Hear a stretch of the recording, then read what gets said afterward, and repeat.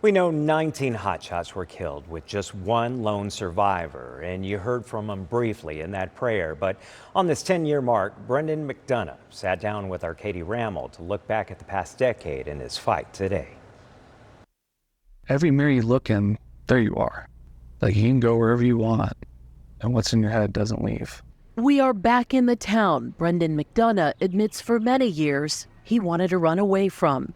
And so early on, it was really difficult. Like, I stopped going out to eat, stopped going to grocery stores, stopped doing multiple things. And it was tough. And it wasn't that it was negative. It was just that, like, every time someone would say, "Hey, aren't you Brendan McDonough? Like, we're thinking about you, we're praying for you." Or like they're crying and I'm trying to choke back my tears and like keep a straight stoic face because I have no clue how to react to this. Like, it was just another trigger.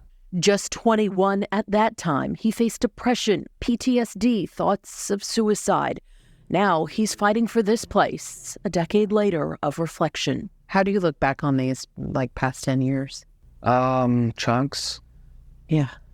Like 3 to 4 year chunks. Like year 1 to 3, hell.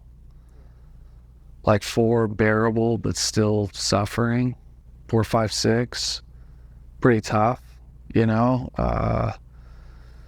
But I've just picked up 6 years in March of sobriety, so I've been kind of on this journey since then. And prior to that, I started some counseling too. So like the last 6, 7 years have been pretty good. Part of his sobriety is creating Hold Fast Recovery, an addiction treatment center for men. Like, half the clients don't even know who I am from like that standpoint of like, there's a book, there's a movie, he's this lone survivor. And it's not that I don't share about it, but it's like, is that what I want to lead with in life? Like, you know, I want them to know me more than that. It's a huge part of my life and it's massive. And you see people that find fame and take advantage of that. And it's like, I've become famous for something I don't want to be famous for, right? It's different if you save someone's life or you go through this heroic thing, but to be the one person that survived, like, that's a race no one wants to win.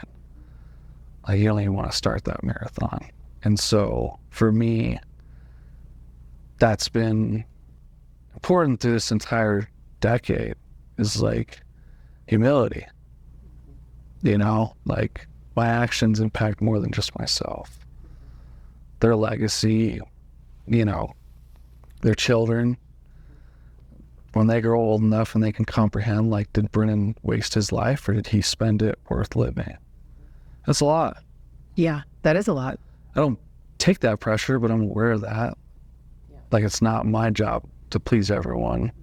But in tune, by living a good life and being a man of integrity and being a man like my brothers, then I get to hopefully make people proud. A big part of that life, being a husband, a dad to 3, and setting clear goals. I read one of your 2023 goals. Yeah. Is to, let me read it, see if I have a future with the fire service. Yeah. Not if I can do it, but do I want to? And can I close that chapter and be fine with not pursuing a career in the structure side of things? So that's kind of where it's at. No. Did you ever fight another fire after that day? No. Rewriting the ending on his own terms and never letting a soul forget his 19 brothers. What do you want people to remember about them? What do I want people to remember? Their sacrifice, their sense of duty, and the love they had for their families and those they served. Katie Rammel, ABC 15, Arizona.